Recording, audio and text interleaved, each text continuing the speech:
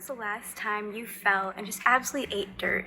Fell off my skateboard. I fell up the steps at Skiles. I was getting out of Uber. I fell down the stairs. Did you catch yourself with your hands? Yeah. Yes. Yes, I did. Yes, I tried to. Now if you look closely at your wrist, you'll notice that it's actually very small, so a fall like that can't have been good. If you did catch yourself with your hands, you put yourself at risk for a scapholunate ligament injury, which is really common among young adults, especially young men. So sometimes when someone falls, they break their fall with their wrist and hand, and the scapholunate ligament that holds two small bones in the wrist together ruptures.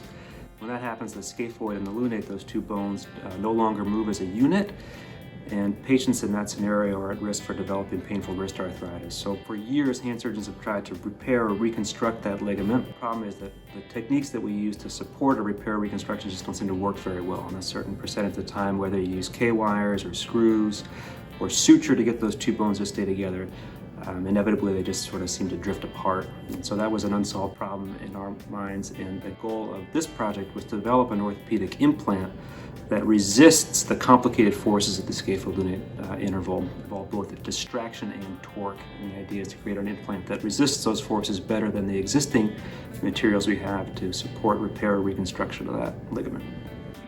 Scapholunate ligament tears make up 1 in 20 wrist injuries and is the leading cause of untreatable wrist arthritis. There's an estimated 20,000 cases per year in the US alone.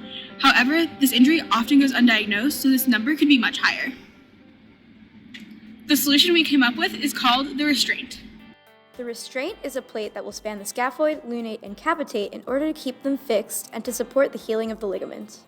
The main issue for the healing of this ligament is in the opposing rotation of the scaphoid and lunate, and the wedging of the capitate, which causes axial separation.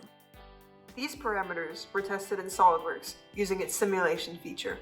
We came up with 4 basic design concepts, and then modified them to be more mechanically sound. These were then tested with different thicknesses and materials in order to arrive at our final contenders. These designs went through multiple iterations in which the forces of torque and diastasis were applied to the screw holes to simulate the way the movement of the bones would affect the implant. In the end, these two were the designs that most effectively withstood the key forces of the wrist.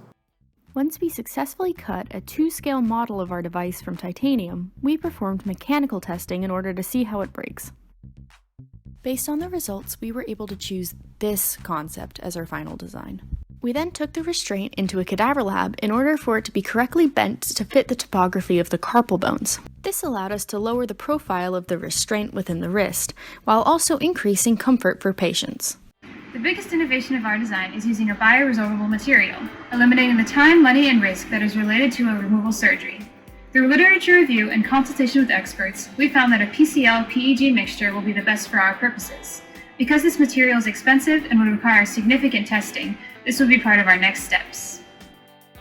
The restraint would successfully save young adults who have one unfortunate fall from a certain future of excruciating wrist pain.